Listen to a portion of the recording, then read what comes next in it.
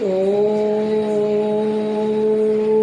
नमः सिद्धेभ्यः। ॐ नमः सिद्धेभ्यः। ॐ नमः सिद्धेभ्यः। नमः समय साराय स्वानुभूत्या चकाशते चित स्वभावाय भावाय सर्वभावान्तरचिते अनन्तधर्मणस्तत्त्वं पश्यन्ति प्रत्यगात्मना अनेकान्तमयी मूर्ति नित्यमेव प्रकाशता वन्दे तु सर्वसिद्धि भवे अचलमणोभवं गतिं मोक्षामि समय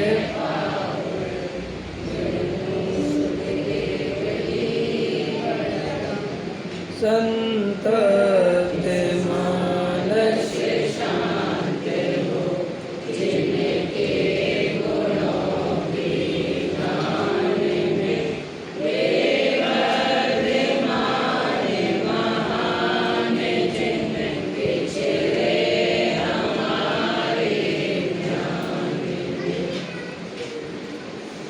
आचार्य कुंद कुंद देव द्वारा विरचित समय सार परमागम विराजमान है।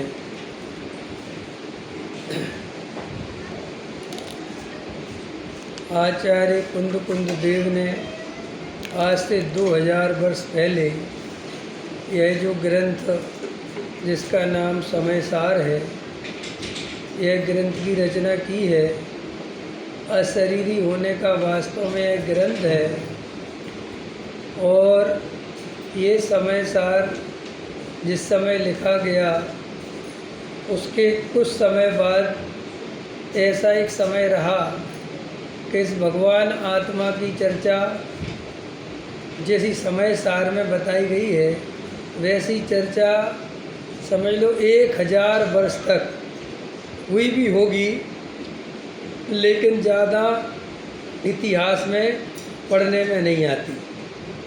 आचार्य अमृतचंद भगवान 1000 वर्ष बाद हुए और उन्होंने आत्मख्याति टीका लिखी। ये समय सार उस समय प्रसिद्धि में आया। उसके बाद तात्पर्य वृत्ति टीका लिखी और उसके बाद भी ये सामान्य लोगों के परिचय में तो आया ही नहीं और ऐसा बहुत समय बीत गया और पूज्य गुरुदेव श्री कांजी स्वामी के उदय से ये समय सार जन जन की वस्तु बन गया, घर घर तक ये समय सार पहुँच गया और ये भगवान आत्मा की बात हम सबको सुनने और समझने मिल गई। लेकिन यह समय सार में जिस भगवान आत्मा की बात आचार्य भगवंत ने की है, वास्तव में उस भगवान आत्मा का अनुभव करने के लिए क्या विशेषता चाहिए, क्या पात्रता चाहिए, किस विधि से हमें आत्मानुभूति होती है, उस विधि की प्राप्ति बहुत दुर्लभ है। भगवान आत्मा की बात सुनना महादुर्लभ है। काम भोग बंधन की कथा सुलभ है, लेकिन भगवान आत्मा की बात सुनना जितना दुर्लभ है उससे असंख्यात गुना कहो, अनंत गुना कहो, महादुर्लभ है उस भगवान आत्मा का अनुभव में आ जाना। तो अपन लोग अब उस कैटेगरी में तो हैं कि अपने को यह भगवान आत्मा की बात सुनने और समझने तो मिल गई और समझ में भी आ गई कि भगवान आत्मा की चर्चा समय सार में जो की गई है वह किस नए से गई है, निश्चय नए भी समझ में आ गया, व्यवहार नए भी समझ में आ गया, द्रव्य क्या है, गुण क्या है, पर्याय क्या है, सारी विषय वस्तु अपने को बहुत सारे जो स्वाध्यायी जीव यहाँ पर बैठे होंगे सबको ही ये परिचय में तो आ गया। और हमारी प्रॉब्लम ये है कि हमें परिचय में आ गया और रोज़ सुबह शाम स्वाध्याय में करते हैं, सुनते हैं, पढ़ते हैं, अनेक पंडित विद्वानों के मुख से भी सुनते हैं, लेकिन वह भगवान आत्मा जैसा शास्त्रों में उसकी प्रतीति, श्रद्धा, उसके जैसे ज्ञान और अनुभव की चर्चा है, वैसी श्रद्धा, ज्ञान और अनुभव हमें नहीं हो पा रहा है। अब प्रॉब्लम क्या है कि वह भगवान आत्मा अनुभव में भी नहीं आ रहा है और हम किसी से कह भी नहीं पा रहे कि साहब हमारे अनुभव में नहीं आ रहा है। ख्याल में है ना? अब कह क्यों नहीं पा रहे भाई? हम 20 साल से 30 साल से किसी काम में लगे हुए हैं तो उसका रिजल्ट आना चाहिए ना। अगर हमें आत्मा की अनुभूति नहीं हो रही है, हमें अकर्ता की फीलिंग नहीं आ रही है, हमें औदिक भावों से भिन्न ज्ञायक नहीं दिख रहा है, हमें जैसी बात शास्त्रों में लिखी है वैसी श्रद्धा में नहीं उतर रही है, तो आखिर अपन सबको गहराई से इस बात का मंथन चिंतन तो करना ही चाहिए कि आखिर बात क्या है। अब ऐसी कौन सी भूल रह गई है जिसके कारण मुझे भगवान आत्मा अनुभव में नहीं आता। जैसी निराकुलता की चर्चा, जैसी निर्भयता की चर्चा ज्ञानी भगवंतों ने, आचार्य भगवंतों ने बताई है, वैसी अनुभूति, वैसी श्रद्धा, वैसी निर्भयता मुझे क्यों नहीं आती। देखो, आचार्य कुंद कुंद भगवान आज से 2000 वर्ष पहले इस गाथा को समझाते हुए, अपन 6वीं गाथा से चर्चा करेंगे, उसके पहले जो 5वें नंबर की गाथा है, 4थे नंबर की गाथा में कहते हैं कि भगवान आत्मा की बात कभी सुनी नहीं, कभी परिचय नहीं किया और कभी अनुभव नहीं किया, और काम भोग बंधन की कथा सदाकाल सुनी, उसका ही परिचय किया, उसका ही अनुभव किया और परस्पर उसका ही आचार्यत्व किया कि नहीं किया, और भगवान आत्मा की बात तो सुनी नहीं। अब ये बात वहाँ पर कहते हुए आचार्य कुंद कुंद देव आगे बढ़ते हुए 5वें नंबर की गाथा में कहते हैं कि मैं तुम्हें भगवान आत्मा दिखाता हूँ। भगवान आत्मा दिखाने की प्रतिज्ञा करते हुए कहते हैं कि अब मैं तुम्हें वह एकत्व भक्त भगवान आत्मा दिखाने, दर्शाने जा रहा हूँ। लेकिन फिर एक बात कह देते हैं कि जब मैं दिखाऊंगा तो तुम छल ग्रहण मत करना। माने ये बात तो 100% है कि कुछ बात तो है कि इस भगवान आत्मा की बात जब भी कोई बताता है, समझाता है, तो कहीं ना कहीं ये जीव छल ग्रहण जरूर करता होगा। अगर छल ग्रहण नहीं करता तो कुंद कुंद देव क्यों कहते ये बात, सीधा दिखा देते। लेकिन उन्होंने भी दिखाने के पहले सावधान किया कि मैं दिखाने जा रहा हूँ, तुम छल ग्रहण मत करना। अब ये छल ग्रहण करने का बहुत बड़ा रहस्य है। क्योंकि हमने अगर कहीं छल ग्रहण कर लिया है तो वो भगवान आत्मा हमारे अनुभव में आने वाला नहीं है। अब हम गहराई से समझें कि हमारे अंतरंग में जो वस्तु का स्वरूप हमने जैसा समझा है, क्या वास्तव में हमें वैसी ही प्रतीति हुई है, क्या हमारा वैसा ही श्रद्धान है।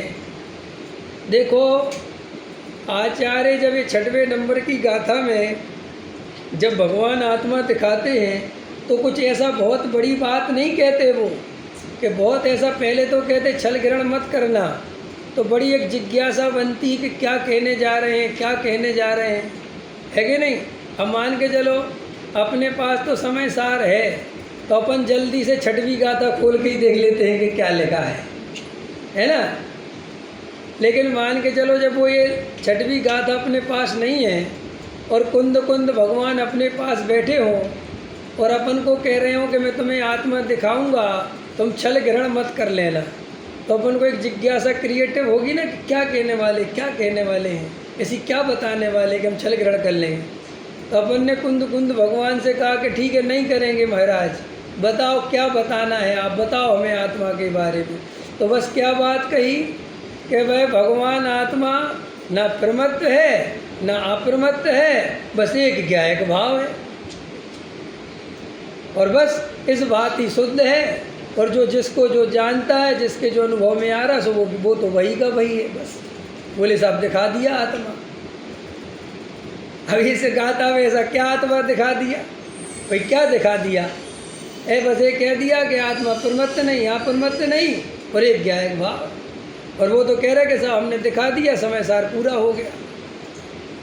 तो वास्तव में ये जो समय सार में यहाँ कहते हैं कि समय सार छठवीं गाथा में पूरा हो गया, और आगे थोड़े जो विद्वान जन हैं तो कहते साहब 12वीं गाथा में हो गया, लेकिन वास्तव में समय सार तो छठवीं गाथा में पूरा हो गया है। क्योंकि है क्या समय सार? जिसने भगवान आत्मा को, ज्ञायक भाव को समस्त पर्यायों से भिन्न देख लिया, जान लिया, अनुभव कर लिया, इसी का नाम तो आत्मा को जानना है। और आत्मा को जानना इससे अलग कुछ नहीं है, और इतना काम है आत्मा को जानने का।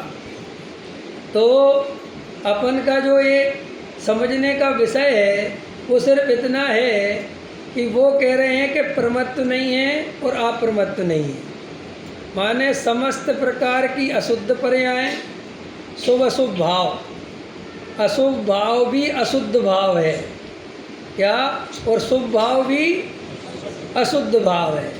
शुभ भाव शुद्ध भाव नहीं है, शुभ भाव भी अशुद्ध भाव है। तो एक तो ये पार्टी खड़ी हो गई, ये तो हमने भेद कर रखे शुभ अशुभ का। वास्तव में तो आत्मा में दो ही प्रकार की दशाएं हैं, एक शुद्ध पर्याय और एक अशुद्ध पर्याय। शुभ पर्याय, अशुभ पर्याय, अशुद्ध पर्याय, ये तो हमारे लिए आचार्य तो कहते दो समझो, एक प्रमत्त और एक अप्रमत्त। तो प्रमत्त वाली जो दशा है वो भी इस भगवान आत्मा में नहीं है, और जो अप्रमत्त वाली दशा है वो भी इस भगवान आत्मा में नहीं है। ठीक है, क्या कहते हैं?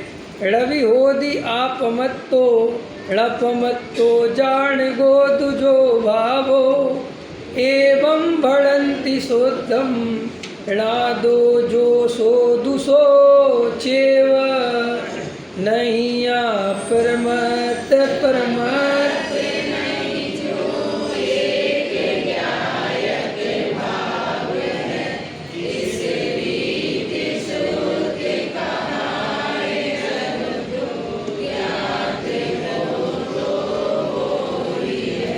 बस इतनी आत्मानुभव की विधि है। अगर अपन इतना कर सकते हैं, इतनी श्रद्धा कर सकते हैं, ऐसा अपना ज्ञान के माध्यम से प्रमत्त और अप्रमत्त से भिन्न बस एक ज्ञायक भाव है, ऐसा देख सकते हैं, बस यही आत्मानुभव है। इतना काम है, इसके अलावा कोई संशय विपर्य अनर्थ वसाय करना ही नहीं है। भगवान आत्मा की अनुभूति की यही रीति है। क्या ये छठवीं गाथा है, ये आत्मानुभव की रीति है ना। तो वो कहते हैं कि बस इतनी रीति है कि जो ज्ञायक भाव है वह अप्रमत्त भी नहीं है और प्रमत्त भी नहीं है, इस प्रकार इसे शुद्ध कहते हैं। और जो ज्ञायक रूप से ज्ञात हुआ तो वही है, अन्य कोई नहीं है। अब देखो इसमें क्या गजब की बात है, उन्होंने क्या कहा शब्द, देखो एक एक समझने लायक बात कही कि जो इस प्रकार ज्ञात है, ज्ञात है माने आचार्य ये कहना चाहते हैं कि ये शब्दों की बात नहीं है, ये बोलने की बात नहीं है कि भगवान आत्मा प्रमत्त नहीं, अप्रमत्त नहीं, बस एक ज्ञायक भाव। वो आपको अंदर में ज्ञायक भाव अनुभव में आना चाहिए, और अनुभव में आ रहा है कि नहीं आ रहा है? बोलो, आप जो यहाँ सब बैठे हैं, आपको भगवान आत्मा अनुभव में आ रहा है कि नहीं आ रहा है? क्या बोलो बोलो बोलो बोलो, जो दिल करे बोलो। वह बहुत अच्छा। देखो उन्होंने कहा पर द्रव्य जानने में आ रहा है लेकिन आत्मानुभूति नहीं हो रही। बराबर हो गया। अच्छा, ऐसा कौन सा समय है जब पर द्रव्य जानने में नहीं आए? तो फिर तो तुम्हें कभी आत्मानुभूति होगी नहीं। न नोमन तेल होगा, न राधा नाचेगी। भाई पर द्रव्य को जानते रहोगे और कहोगे साहब वो तो जब तक पर द्रव्य को जानता है तो अनुभूति कैसे होगी? देखो, मैं 3 दिन के लिए आया हूँ और मैं एक तरफ का पंडित नहीं हूँ, मैं 2 तरफ वाला पंडित हूँ। तुम अपने जो दिल में आए बोलना, जो समझ में आए बोलना, जो समझ में नहीं आए वो भी बोलना, ठीक है? कोई वो ऐसा चक्करबाजी नहीं कि साहब मैं ही बोलूँगा। आप तो बोलो जो आपने बोला कि साहब पर द्रव्य जानने में आ रहा, आत्मा कहाँ अनुभव में आ रहा। एक समस्या खड़ी हो गई। और बोलो, भगवान आत्मा अनुभव में आ रहा है कि नहीं आ रहा है? अब जिसके आ रहा है वो वाले हाथ उठाओ।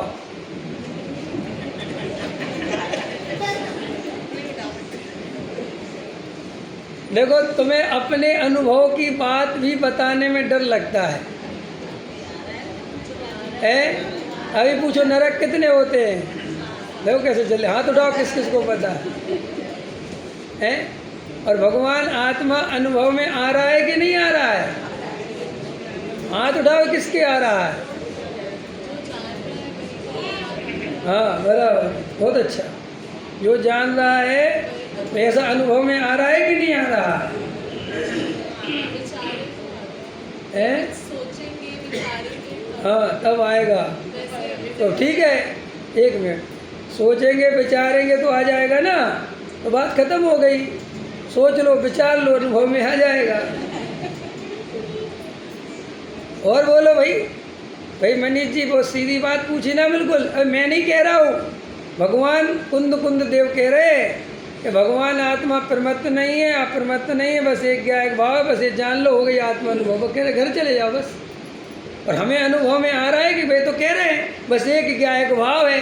तो एक ज्ञायक भाव है, उनने घोषणा करी तो होगा तब करी कि नहीं है जबरदस्ती कर दी? तो है तो फिर हमारे अनुभव में आना चाहिए ना भाई। जब ज्ञायक भाव, वो कह रहे है ज्ञायक भाव, और वो कह रहे बिल्कुल है, और वो कह रहे साहब बिल्कुल भगवान आत्मा बिल्कुल अनुभव में आता हुआ ज्ञायक है, इसमें कोई शंका की बात नहीं। और उनने ये तो लिखा नहीं कि साहब मेरे या तुम्हारे, उनने तो कहा सबके लिए है बात। तो हमारे सबको आत्मा अनुभव में आ रहा है कि नहीं आ रहा है? नहीं आ रहा, तभी तो प्रश्न उठाया साहब। वाह, क्या बोला? शुद्ध आत्मा ही दीजिए। हाँ, कि भाई किसको यह आत्मा समझ में आया? कौन सा आत्मा? तो अपने को आत्मा अनुभव में आ रहा है कि नहीं आ रहा, पहले नक्की करो। सुनो, अपन क्यों घबराते हैं? क्योंकि अपन अनुभव जिसे समझते हैं वो अपने दिमाग में इमेज दूसरी बनी हुई है। समझ में आया? अब इमेज बनी हुई है दूसरी, कि जब आत्मानुभव आएगा, आत्मानुभूति होगी तो सब गे दिखना बंद हो जाएंगे, राग द्वेष कसाय मिट जाएगी, बस शुद्ध उपयोग हो जाएगा, बस आत्मा ही आत्मा दिखेगा और कुछ दिखेगा ही नहीं। अब ऐसा अपने को दिखता नहीं, अपने को तो राग द्वेष कसाय, समझ में आया, मलिन भाव गे दिखते हैं, आत्मा तो कहीं दिखता नहीं। समझ में आया? तो अपन को लगता है कि साहब आत्मा कहाँ दिखता है? फिर अपन समझाओ कि जो देखने वाला है वही तो आत्मा है, तो अपन कहते हैं हाँ देख लिया, उससे क्या होता है? तो अब प्रॉब्लम आत्मा के अनुभव की नहीं है। आत्मा तो आपके अनुभव में आ रहा है, लेकिन अशुद्ध आत्मा अनुभव में आ रहा है। एक समस्या तो सॉल्व हो गई। कैसे? अभी तक तो कहते थे कि अनुभव में नहीं आ रहा, अब एक अपन ने दुविधा पार करी कि साहब अनुभव में तो आ रहा है, लेकिन अशुद्ध आत्मा अनुभव में आ रहा है। आया कि नहीं? समझ में आया? भाई आत्मा अनुभूति नहीं हो रही, ऐसा थोड़ी हो रहा। कैसे आत्मा की अनुभूति हो रही? रागी द्वेषी क्रोधी मानी लोभी, ऐसी आत्मा की अनुभूति हो रही है। अनुभूति तो हो रही है, समझ में आया कि नहीं आया? लेकिन शुद्ध आत्मा की अनुभूति नहीं हो रही। और मज़ेदार बात है कि रागी द्वेषी अनुभूति की कोई कीमत नहीं है, क्योंकि वो तो संसार का ही कारण है। अशुद्ध जो मानता अपने को शुद्ध है और ऐसा अनुभव करता है, वो तो संसार में रहता है, संसार में घूमता है, संसारी है। अब मज़ेदार बात है, जब आत्मा रागी द्वेषी है, कसाई है, मोही है, तो अनुभव में मोही रागी द्वेषी आत्मा अनुभव में आएगा कि शुद्ध आत्मा अनुभव में आएगा?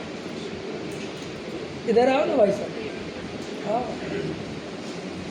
समस्या समझ में आ रही कि नहीं आ रही? अब वो समस्या समझ में आ रही कि नहीं आ रही? आत्मा कैसा है वर्तमान में? बोलो जल्दी, कैसा है आत्मा वर्तमान में? कैसे हो आप? वीतरागी हो कि रागी द्वेषी हो?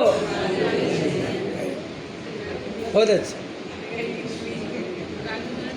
प्रश्न पूछा मैंने। आप रागी द्वेषी हो कि वीतरागी हो? अरे बोलो, अरे अच्छा तेज बोला करो, ग्वालियर वाले तो दमदार होते भाई। बोलो जल्दी, है रागी द्वेषी है कि नहीं? तो जब अपन रागी द्वेषी हैं तो अपने को आत्मा रागी द्वेषी अनुभव में आएगा कि शुद्ध आत्मा अनुभव में आएगा? और रागी द्वेषी आत्मा अनुभव में आएगा तो इसमें जीव की क्या गलती है? अरे शुद्ध होगा तब तो शुद्ध अनुभव में आएगा। अरे भैया, आत्मा को पहले शुद्ध करो तब तो शुद्ध अनुभव में आएगा। रागी द्वेषी आत्मा है तो अनुभव में रागी द्वेषी आएगा कि शुद्ध आएगा? सुनो सुनो सुनो, मैं बताता हूँ। ये जो मैंने बात कही, अब इसमें दो प्रकार के लोग हैं। एक है मुमुक्षु और एक है गैर मुमुक्षु। समझ में आया? तो जो गैर मुमुक्षु है, हमारे जो तत्व से अनभिज्ञ हैं, जिन्हें मोक्ष मार्ग की खबर नहीं है, वे तो बिल्कुल ऐसा ही मानते हैं और ऐसा ही बोलते हैं। कैसा? कि आत्मा अशुद्ध है, संसारी है, मोही है, रागी है, द्वेषी है, कसाई है। समझ में आया? और इस आत्मा को शुद्ध करो। कैसा शुद्ध कैसे करना है? तो ब्रश से, सील से, संयम से, समझ में आया? इससे शुद्ध करो। और जब उससे शुद्ध हो जाएगा फिर तुम्हें शुद्ध आत्मा अनुभव में आएगा। इसलिए सीधे बोले कि अनुभव जो है वो सीधे छठवें सातवें गुणस्थान में होगा, उसके पहले बात ही खत्म।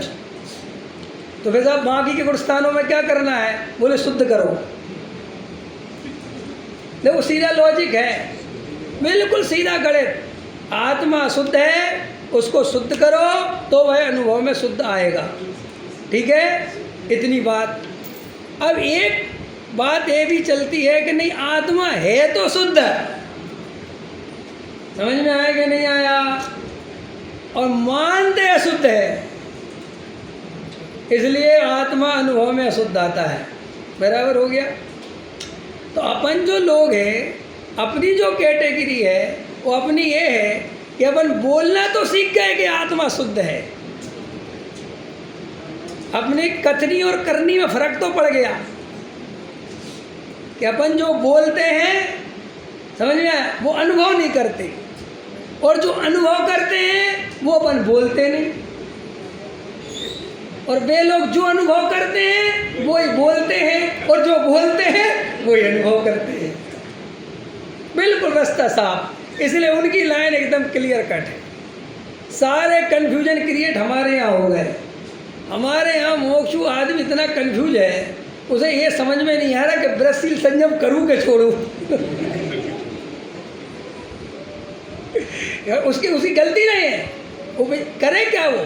क्योंकि उसने समय सार भी पढ़ लिया, श्राप का चार भी पढ़ लिया। नहीं समझ में आया? अब यहाँ पढ़ता है कि आत्मा शुद्ध है, और श्राप का चार में पढ़ता है कि आत्मा शुद्ध है। अब समस्या तो खड़ी हुई थी, लेकिन समस्या को किसने सॉल्व किया? किसने किया सॉल्व? नए विभाग ने। उनने कहा साहब वो शुद्ध नए में जो बात है वो निश्चय नए का कथन है, और ये जो बात है ये व्यवहार नए का कथन है। और बोले मोक्ष मार्ग कैसे चलता है? दोनों से। समझ में? इसलिए अपने को दोनों पालना चाहिए। तो ये बन गया अव्ययवासी मिथ्या दृष्टि। और अव्ययवासी की सबसे बड़ी विशेषता ये होती है कि उभयाभासी को मिथ्या दृष्टि सिद्ध करना जगत का सबसे खतरनाक काम है। आया समझ में? क्योंकि उभयाभासी के सामने तुम जो बात कहोगे उसके पास हर बात का उत्तर है। अगर तुम वृत्ति संयम की बात कहोगे तो वो दिखा देगा, देखो साहब मैं तो बराबर पालन करता हूँ। और तुम कहोगे कि तुम शुद्धात्मा की बात, तो समय सार सुना देगा, छठवीं गाथा सुना देगा, तो वो कहेगा मेरा मोक्ष मार्ग तो बराबर चलता है। पकड़ में आई प्रॉब्लम? फिर से चलो वापस। आत्मा शुद्ध है कि अशुद्ध है? शुद्ध हो गया इतनी जल्दी? अरे गजब हो गया, हमने बताया नहीं हुआ तो आत्मा शुद्ध हो। हाँ बहुत अच्छा, बोलो बोलो बहन जी क्या बोल रही? हाँ हाँ हाँ शुद्ध है। अरे जब आत्मा शुद्ध है बराबर हो गया, इतनी लाइन कर लो पहले। स्वभाव से शुद्ध है, काय से शुद्ध है? स्वभाव से। और पर्याय से? पर्याय में कैसा है? पर्याय में अशुद्ध है और स्वभाव से शुद्ध है, सदाकाल शुद्ध है। सदाकाल शुद्ध है। जब सदाकाल शुद्ध है बहन जी, अरे रुको, जब सदाकाल शुद्ध है तो फिर ये अशुद्ध अनुभव में क्यों आ रहा है? जब आत्मा सदाकाल शुद्ध है तो फिर अशुद्ध अनुभव में क्यों आ रहा है? ऐसा तो दुनिया में कभी नहीं हुआ। नमक खावे और चीनी का स्वाद आवे, ऐसा हुआ है कभी? और चीनी खावे नमक का स्वाद आवे? हाँ बहुत अच्छा। वो बहन जी कह रही हैं शुद्ध अनुभव नहीं करता इसलिए अशुद्ध है। बराबर है ना? प्रश्न आया समझ में? क्या नाम है आपका? अक्षय भैया। क्या बोली वो बहन जी? कि शुद्ध अनुभव नहीं करता इसलिए आत्मा अशुद्ध अनुभव में आता है। ठीक है, अब अपने को आत्मा का शुद्ध अनुभव करना है। अब आचार्य कहते हैं कि आत्मा तो वास्तव में सदाकाल शुद्ध है। अब अपन सदाकाल शुद्ध है तो उसे अशुद्ध अनुभव कैसे करते हैं? अब एक प्रश्न है, बताओ। हमें बताया ग्वालियर में बहुत स्वाध्याय वाले जीव हैं, इसलिए मैंने ज़्यादा कुछ नहीं बोला, सीधा मूल मुद्दे पे आ गया। बोलो, अच्छा आप लोगों में से रोज़ रोज़ स्वाध्याय कौन करता? हाथ उठाना। सबके चक्कर नहीं, जो जो करते वो उठाओ। ऐसे अच्छे तो उठाओ हाथ, इस तरफ हाथ बड़े कम उठाने लगे आजकल लोग। हम लोग तो ऐसे उठाते थे अच्छे जोर से। उठाना थोड़ा, हाँ रोज़ करते ना भाई साहब? चलो ठीक, रोज़। अब बराबर हो गया। अब मुझे बताओ, जब आत्मा शुद्ध है तो अशुद्ध अनुभव में क्यों आ रहा है? इसका जवाब।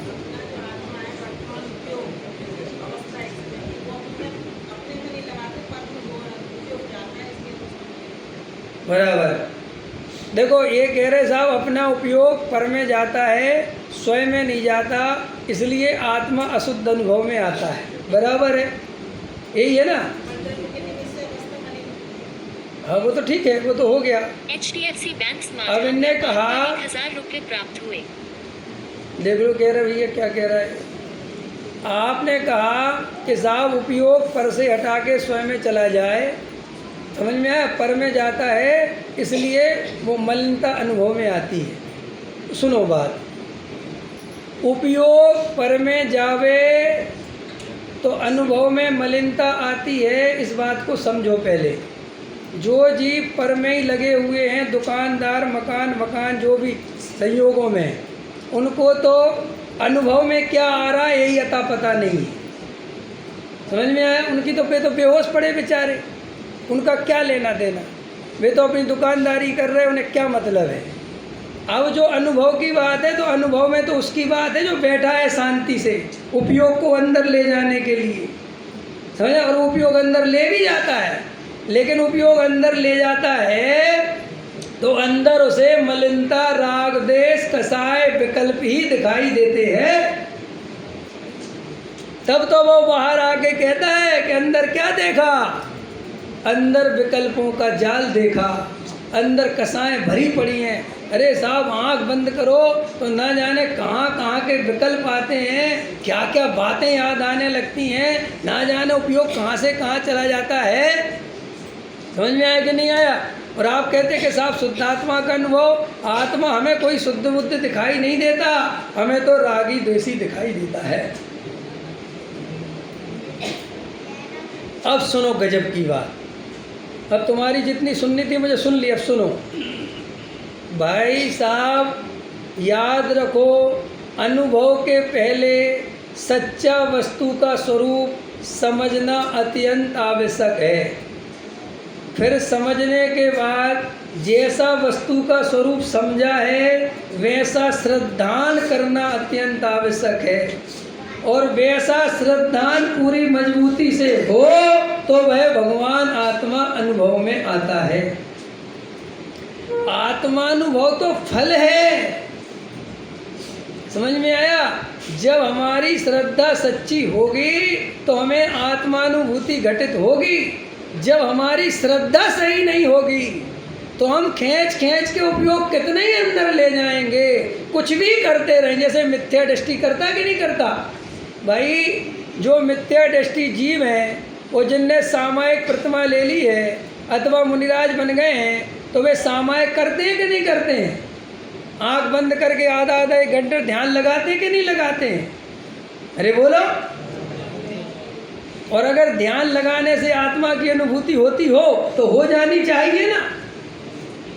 ब्रह्म कुमारी वाले कितना ध्यान लगवाते हैं, 6-6 घंटे ध्यान लगवाते हैं, तो आत्मानुभूति हो जानी चाहिए ना। और बिल्कुल ऐसे ही बोलते हैं कि उपयोग को समेटो समेटो, अंदर परमात्मा विराजमान है, ले जाओ ले जाओ। कोई पंच परमेष्टि का ध्यान लगा के बैठा हुआ है तो भाई साहब हमें लगता है कि कीमत उपयोग की है, और असली बात है कीमत आपके निर्णय की है कि हमारा अंदर में निर्णय क्या है। यहाँ आचार्य कहते हैं कि यह भगवान आत्मा प्रमत्त नहीं है, माने सिंपल सा गणित है, रागी देशी नहीं है। ये आत्मा शुभ शुभ भाव का कर्ता भोगता नहीं है, यह आत्मा कभी शुभ शुभ भाव रूप होता ही नहीं।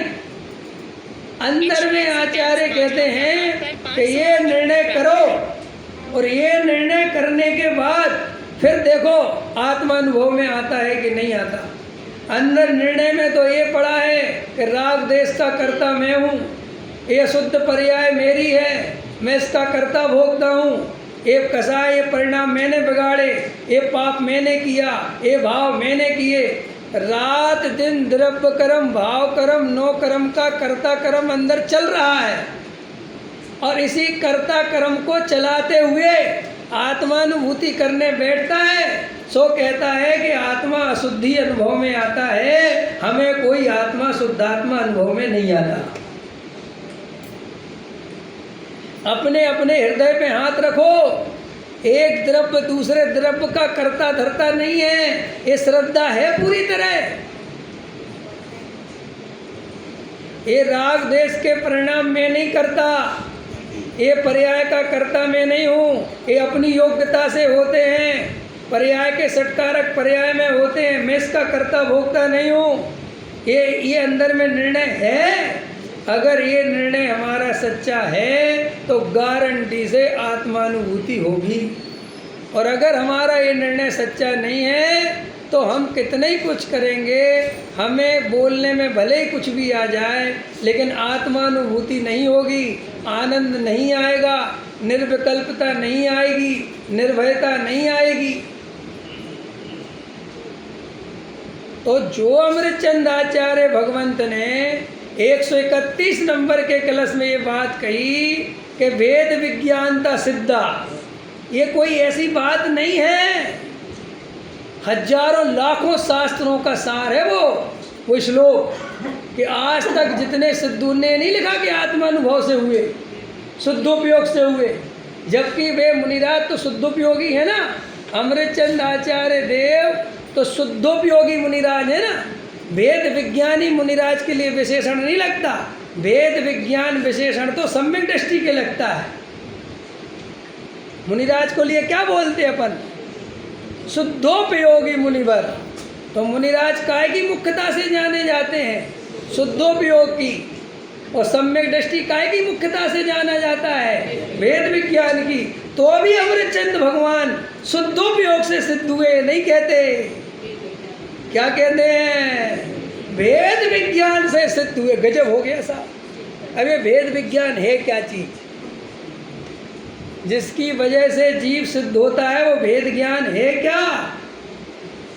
वो वेद ज्ञान है द्रव्य कर्म, भाव कर्म, नो कर्म, इनसे भिन्न जो जानने देखने वाला ज्ञायक भाव है, जो कभी राग देश कसाय रूप होता ही नहीं, जो कभी पर्याय को स्पर्श करता ही नहीं। समझ में आया? एक मिनट। वो वास्तव में वो दृष्टि, वो पर्यायों से भिन्न चैतन्य की दृष्टि जिस जीव को है, ऐसी श्रद्धा जिस जीव को है, वह भगवान आत्मा उसके अनुभव में आता है। हाँ बोलो।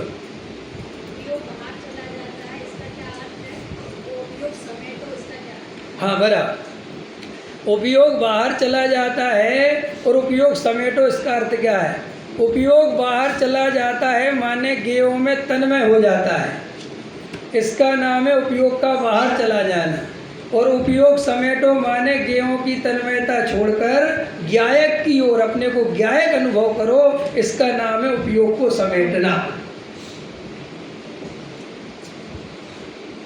आया समझ में? अभी बात उपयोग की नहीं है, अभी बात अनुभव की नहीं है, अभी बात अपने को उपयोग में ये निर्णय करना है कि हमारा निर्णय कैसा है। आया समझ में? अभी उपयोग में काय की चेकिंग करना है, अभी उपयोग को शुद्ध उपयोग में नहीं ले जाना है। अभी उपयोग में ये निर्णय करना है कि हमारे उपयोग में वस्तु स्वरूप का निर्णय है कि नहीं, इसका उपयोग लगाओ। हमने जैसा स्वरूप समझा है वैसी हमें प्रतीति है कि नहीं। नहीं समझ में आया? अपन जो भी जितना भी संयम पालते हैं उसके कर्ता आप अपने को मानते हो कि नहीं? HDFC बैंक स्मार्ट हब व्यापार बोलो। पर 200 रुपये प्राप्त हुए। बोलो बोलो, मानते कि नहीं मानते? मानते हो ना? तो ये मिथ्यात्व है कि नहीं? अब है, अब ये मिथ्यात्व के रहते अनुभूति कैसे होगी? लगाओ घोड़े दौड़ाओ जितने दौड़ाने, और फिर पंडितों से बहुत पूछते फिरो, अनुभव में नहीं आता, अनुभव में नहीं आता। और उत्तर पता, वे रटे रटा है। कोई बात नहीं, लगे रहो, लगे रहो, लगे रहो। तुम सोचते पहली बार लगे मोक्ष मार्ग में? अपन पहली बार लगे मोक्ष मार्ग में क्या? अरे भाई साहब, ये जिनवाणी कह रही है अनंत बार लगे हैं, लेकिन कहीं ना कहीं कोई ना कोई कर्ता कर्म की भूल रह गई, कोई पर्याय बुद्धि रह गई, कोई जड़ बुद्धि रह गई, वह इसलिए फिर भटक गए। कोई गुरुदेव तुम्हें मोक्ष पहुंचा देंगे चक्कर में नहीं रहना, और कोई गुरुदेव पहली बार मिले ये भी चक्कर में मत रहना। समझ में आया? ये तो सब ठीक है, वर्तमान के हिसाब से बातें होती हैं, लेकिन मेरा इतिहास आज का नहीं है। मैं आज का जीव नहीं हूँ, अनादि काल से हूँ और अनंत काल रहूँगा। और ऐसे अनंत काल में अनंत बार मुझे सब संयोग मिले हैं, और मैंने अनंत बार ऐसे ही आत्मा की बात सुनी है, लेकिन मैंने कहीं ना कोई भूल कर दी बार बार। और इस पर्याय में भी भूल चल रही है, और ये पर्याय जाने वाली है, और अगर भूल निकल नहीं पाई तो ये भव भी गया। अरे भाई, शास्त्र पढ़ने से आत्मा मिलता तो आचार्य कहते खूब पढ़ो, अगर ब्रजशील संयम से आत्मा मिलता तो ज्ञानी कहते खूब करो। लेकिन ज्ञानी तो उल्टा लिख के चले गए, वे तो ये कह के चले गए क्रिया कांड से ना मिले यह आत्म अभिराम।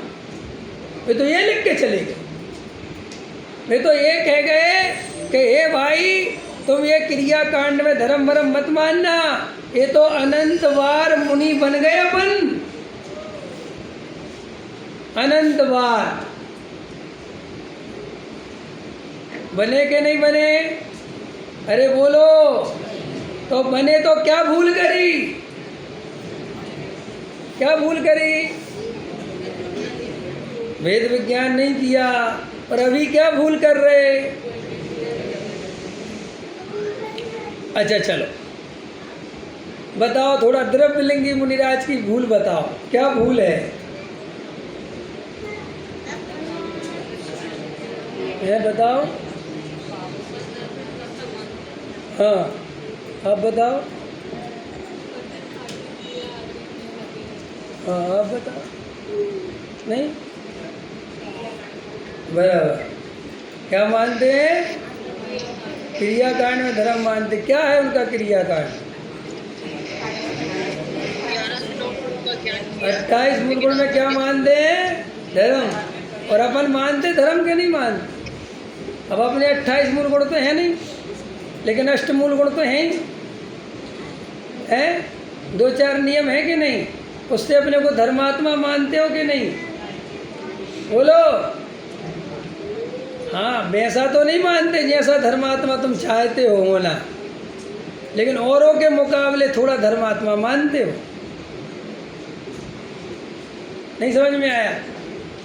अपन आत्मानुभव वाला धर्मात्मा नहीं मानते, लेकिन जैसे मैं रात में नहीं खाता, ठीक है, और सामने कोई रात में खाता वाला मिल जाए तो उससे ज़्यादा धर्मात्मा मानते कि नहीं? उससे बड़ा अपने को मानते कि नहीं? देखो मैंने त्याग कर रखा। तो आचार्य कहते हैं ये बातें दूसरों के बारे में बोलना बहुत आसान है कि गृहस्थी संयम में कोई धर्म नहीं, लेकिन अपन जो क्रिया अपने जीवन में आ जाती है उसके कर्ता भी और उससे अपने को बड़ा भी माने बिना मिथ्या दृष्टि जीव रहता नहीं। चाहे वो कितना ही नाना करे, उसके अंदर में उसमें उपादेय बुद्धि हो जाती है। ये तो है क्रियाकांड की कहानी। और अगर मिथ्या दृष्टि जीव को जरा से शास्त्र याद हो जाए, जरा सा पढ़ना लिखना आ जाए, जरा सा बोलना आ जाए, जरा क्षयोपशम ज्ञान ज़्यादा मिल जाए, कर्म प्रकृतियाँ याद रह जाएं, करना नियोग के कुछ 3 लोग की सूक्ष्म बातें याद रह जाएं, तो उससे उसको उसमें उपादेय बुद्धि होती है। कैसा? हमें तो नहीं होती। अरे बोलने से कुछ नहीं होता, उसकी गहराई में जाके चेक करना पड़ता है कि हमें वो उपादेय बुद्धि है कि नहीं। ये सब भैया, ये जो आत्मानुभव है ये त्रियंच को हो गया, शेर को सम्यक दर्शन हो गया, बंदर को सम्यक दर्शन हो गया। शास्त्र में कहानियाँ लिखी हैं, अंजन चोर निरंजन हो गए। ये सब कहानियाँ अपन पढ़ते हैं, लेकिन अपन अंदर से विचार नहीं करते कि उन्होंने कैसा वस्तु के स्वरूप का श्रद्धान किया, कैसे पर्यायों से भिन्न ज्ञायक को देखा, औदिक भावों से भिन्न ज्ञायक को देखा। और मैं तो रात और दिन बोलता तो हूँ कि औदिक भाव से भिन्न हूँ, लेकिन मेरा सारा धर्म औदिक भाव पे ही टिका हुआ है। अगर दिन भर शुभ भाव चल गए, कसाई की मंदता रह गई, तो वो अपने को अच्छा लगता है। और थोड़ा पाप का परिणाम, कसाय का परिणाम हो गया तो मैं तो पापी हो गया, मेरा तो धर्म चला गया, मैं तो भ्रष्ट हो गया, मेरे तो आज परिणाम बिगड़ गए। और गजब की बात सुनो, जब तक अपने अनुकूल परिणमन होता है तब तक तो अपन हाजी हाजी करते रहते हैं, और जैसे ही अपने प्रतिकूल परिणमन हो जाए, नहीं समझ में आया? समझो मेरी बात। जैसे आप मंदिर जाते हो रोज़ बराबर, है ना, रोज़ आप बढ़िया मंदिर पहुंच जाते हो, दर्शन पूजन पाठ भक्ति हो जाती है। फिर मैंने कहा साहब इसके कर्ता आप हो क्या? ना, होता स्वयं जगत परिणाम, मैं जग का क्या। पंडित जी आपको इतनी सी बात पता नहीं? हाँ भैया पता तो है, भूल गए थे। अब बहन जी कल बीमार पड़ गई, अब मंदिर नहीं जा पाई। पंडित जी हमारा बड़ो पाप को दया दो, हम मंदिर नहीं जा पा रहे। हमने कहा होता स्वयं जगत परिणाम, पंडित जी तो स्वच्छंदपना है।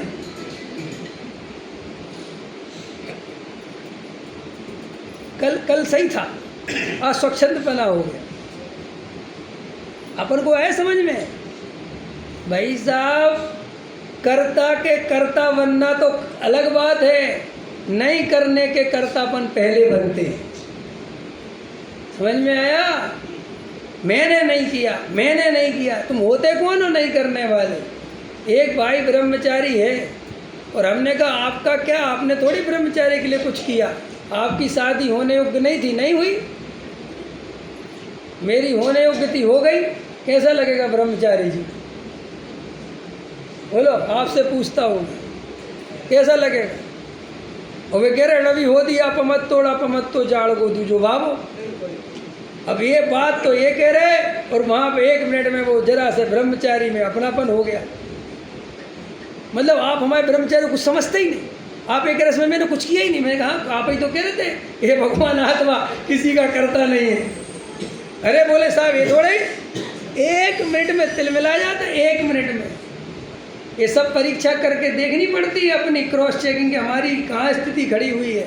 जरा सा अपन कोई क्रिया कांड करते और कोई कह दे कुछ नहीं तो जड़ की क्रिया, अच्छा समय सार पढ़ लिया तुमने, यही सीखा है, जड़ की क्रिया नहीं करते। अरे पूजा करना चाहिए, पता ही नहीं चलता कर्तृत्व का जहर कौन से रास्ते से चढ़ता है, ये अपन को समझ नहीं आ रहा है। ये भाई अपन समझ रहे हैं कि अपन बहुत सही लगे, बहुत सही लगे और हमारा जीवन तो बहुत अच्छा है। अरे सब में कर्तृत्व चल रहा है। हमने अपने पूरे घर वालों को सुधार लिया, सब बढ़िया कर लिया, हमने ऐसा कर लिया, हमने मंदिर बना लिया। आपको लगता है कि जो व्यवहार नहीं के कथन चल रहे, आपको लगता है जो उपचार के कथन चल रहे, ऐसा लगता है मैंने किया है और कोई आके बोल दे तुमने क्या किया, बनना था अपनी योग्यता से बन गया, ऐसा लगता है गोली मार दी हो किसी ने।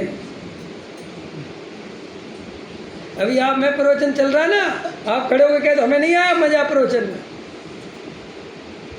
टिकट कराओ मेरी। अरे पंडित जी हम तो अकर्ता को कह रहे थे, आप थोड़ी कहाँ में परेशान हो रहे हैं। ये अपन को क्या है, जब तक ऊँट पहाड़ के नीचे नहीं आता ना तो ऊँट अपने को सबसे ऊंचा समझता है। तो कहावत बनी ना, ऊँट आया पहाड़ के नीचे, मैंने पहाड़ सामने तब पता चलता ऊँट को कि मैं क्या हूँ।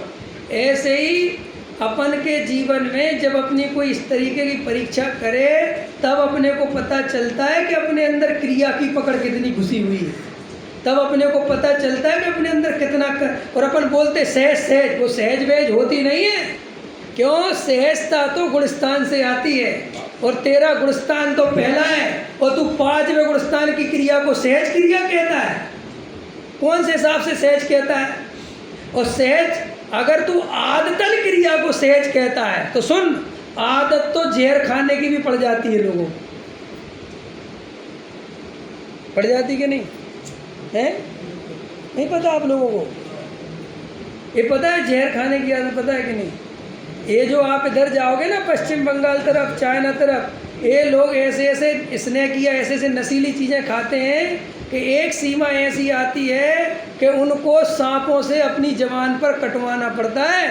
ऐसा सांप से कटवाते हैं तब जाकर उनको कुछ नशा आता है, वरना छोटी मोटी चीज़ों के तो नशे बंदी हो जाते हैं।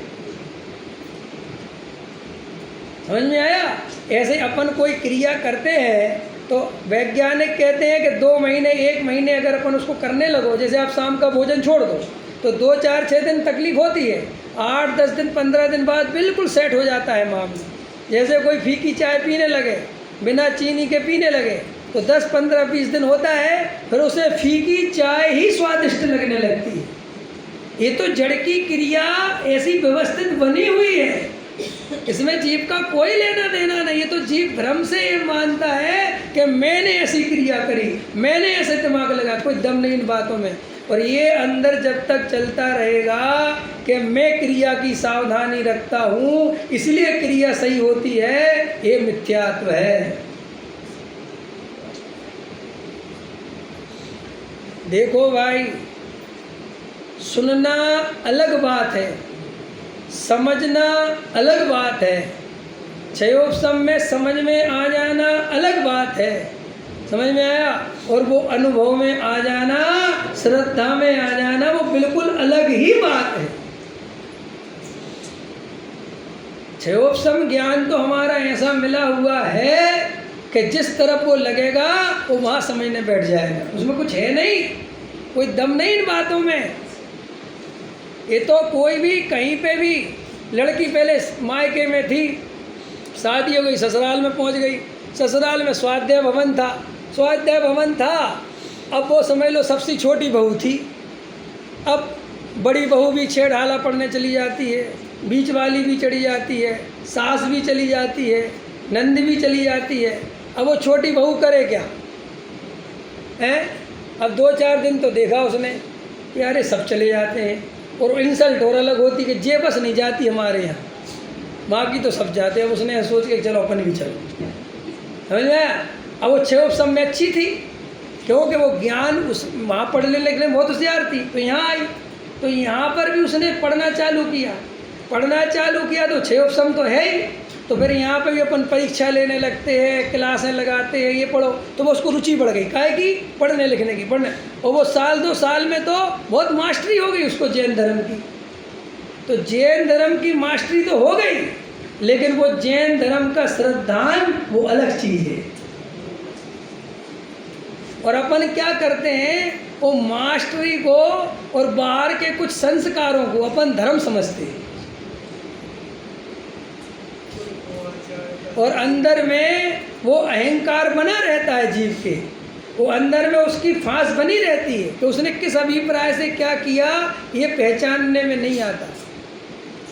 बहुत सारे लोग, उनका मन नहीं होता, आलस आता है, प्रमाद आता है, या भय लगने लगता है, या व्यापार की आकुलता नहीं झेली जाती, तो वे क्या करते? व्यापार अधिक बंद कर देते। असली जड़ तो वो है, और आ जाते हैं धर्म के क्षेत्र में। तो वे ये नहीं कहते कि हम पे व्यापार की आकुलता नहीं झेली गई, या हम पे अब उतना काम नहीं होता। क्या कहते? हमने धर्म के लिए सब छोड़ दिया।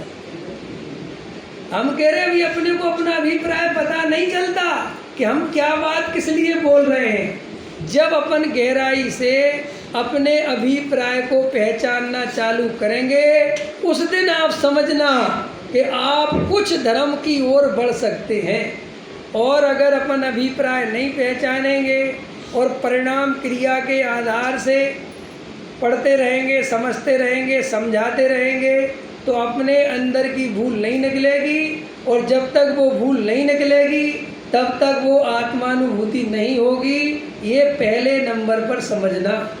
इसलिए ये जो तत्व संबंधी भूल पढ़ाते हैं, 7 तत्व संबंधी भूल, आचार्य कहते कि पुण्य में जरा सी शुभ भाव में उपादेय बुद्धि रह जाए तो जीव को आत्मानुभूति नहीं होती।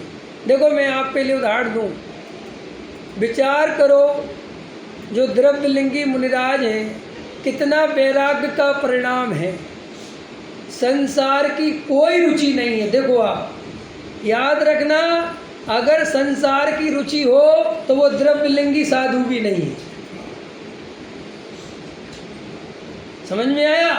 अगर उसे संसार की रुचि है, समाज की रुचि है, नेतागिरी की रुचि है, समझ में आया, पंथ संप्रदाय से ग्रसित है, तो वो तो द्रव्यलिंगी साधु भी नहीं है। द्रव्यलिंगी साधु को इतना वैराग्य रहता है, उसे कहीं पर भी पंच इंद्रिय विषय भोगों की रंच मात्र भी वासना नहीं, लालसा नहीं, यहाँ तक लिखा स्वर्गों की भी चाह नहीं। समझ में आया? बिल्कुल एक प्योर आत्म कल्याण की भावना से निवृत्ति ली है, साधु बने हैं। समझ में आया? वनवासी एकांतवासी बने हैं, और शास्त्रों की आज्ञा का कभी उल्लंघन नहीं करते। जैसे शास्त्रों में साधु की चर्या बताई है, बिल्कुल एक्यूरेट वैसा ही पालन करते हैं।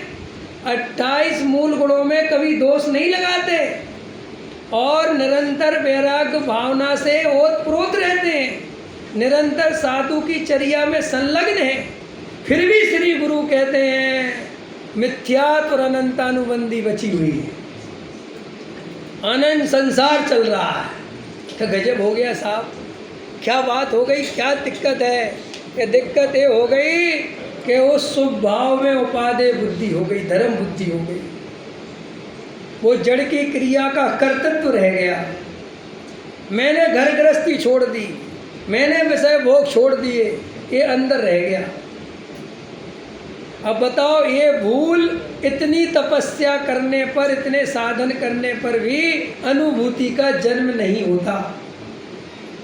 तो हम सबको गहराई से विचार करना चाहिए कि हमारे अंदर वर्तमान में हम साधु तो नहीं हैं, लेकिन अपने अंदर कर्तृत्व, घर गृहस्थी का कर्तृत्व, जो विश्व क्रियाकांड थोड़ा बहुत है उसका कर्तृत्व, ये अगर हमारे अंदर है तो हमें आत्मानुभूति नहीं होगी। और आत्मानुभूति के लिए निर्वृत्ति नहीं, आत्मानुभूति के लिए सच्ची समझ और सच्ची श्रद्धा चाहिए। आया समझ में, पकड़ में आया? तो आचार्य कहते हैं कि यह भगवान आत्मा सबके अनुभव में आ रहा है, और यह भगवान आत्मा बस एक ज्ञायक भाव है, सरल है। और मैं अभी आपको वो ज्ञायक भाव दिखा सकता हूँ और अभी आप उसका अनुभव कर सकते हो। फिर भी आचार्य कहते हैं यह अनुभव आने पर भी मिथ्यात्व नहीं जाता। गजब की बात। क्यों नहीं जाता? कि वो ज्ञान में देख तो लेता है लेकिन वैसी प्रतीति नहीं होती। ज्ञान दिख तो जाता है, ज्ञान किसको नहीं दिखता? अच्छा बताओ, आत्मा दिखता है कि नहीं दिखता? बोलो बेटा पीछे, आत्मा दिखता है कि नहीं दिखता? बोलो जल्दी। हाँ, जानने में आता है, मगर तो जानने में आता है, वो दिखना नहीं होता क्या?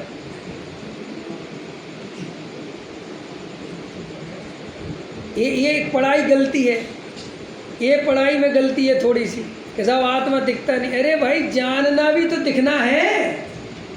रसगुल्ले का स्वाद दिखता है कि जानते हो? बोलो, है दिखता है? रसगुल्ले का स्वाद दिखता है? कोई नहीं कहता साहब रसगुल्ले का स्वाद नहीं दिखता। अरे सब कहते क्या बात करते हो, सब जानते हैं स्वाद कैसा होता है। और आत्मा के बारे में पूछो तो कहते सब आत्मा तो दिखता ही नहीं। अरे भाई, आत्मा निरंतर स्वाद में आ रहा है, क्योंकि निरंतर जानने वाला जान रहा है, और जो जानने वाला जान रहा है वही तो आत्मा है और वही मैं हूँ। समझ में आया? श्री गुरु कहते बारंबार दृढ़ श्रद्धा से, दृढ़ प्रतीति से पर पदार्थों में से एकत्व, ममत्व, कर्तृत्व, भोक्तृत्व हटाकर, तोड़कर अपने ज्ञान स्वभावी आत्मा की सच्ची श्रद्धा करे कि मैं तो सदा काल इन पर्यायों से भिन्न, प्रमत्त अप्रमत्त दशाओं से भिन्न, सदा काल ज्ञायक हूँ, परिपूर्ण हूँ। पर्याय का परिणमन पर्याय में हो रहा है, उस पर्याय के परिणमन में मैं कुछ नहीं करता, मैं तो मात्र जानता हूँ। पर्याय अपने षटकारक से पैदा होती है और अपने षटकारक में खत्म होती है, उसका उत्पाद वह होता रहता है। मैं तो सदा काल ध्रुव का ध्रुव, जैसे का तैसा बना रहता हूँ। अरे भाई, मैं स्वभाव से भगवान हूँ और मुझे स्वभाव वाला भगवान ही पसंद है। नहीं समझ में आया? कि साहब वो पर्याय वाला भगवान, पर्याय वाले भगवान की तरफ नज़र उठा के देखी, वो पर्याय में से भी चला जाएगा और जहाँ से हो सकता था वो रास्ता भी बंद हो जाएगा। ये स्वरूप ऐसा है। समझ में आया? देखो भाई, मज़ेदार बात है, सभी आत्माएं परमात्मा हैं, लेकिन आत्माओं को पर्याय वाला परमात्मा पसंद है, स्वभाव वाला परमात्मा पसंद नहीं है। और मज़ेदार बात है, स्वभाव वाला परमात्मा जिसे पसंद होता है उसे ही पर्याय में परमात्मा पर प्रकट होता है। सहजानंद।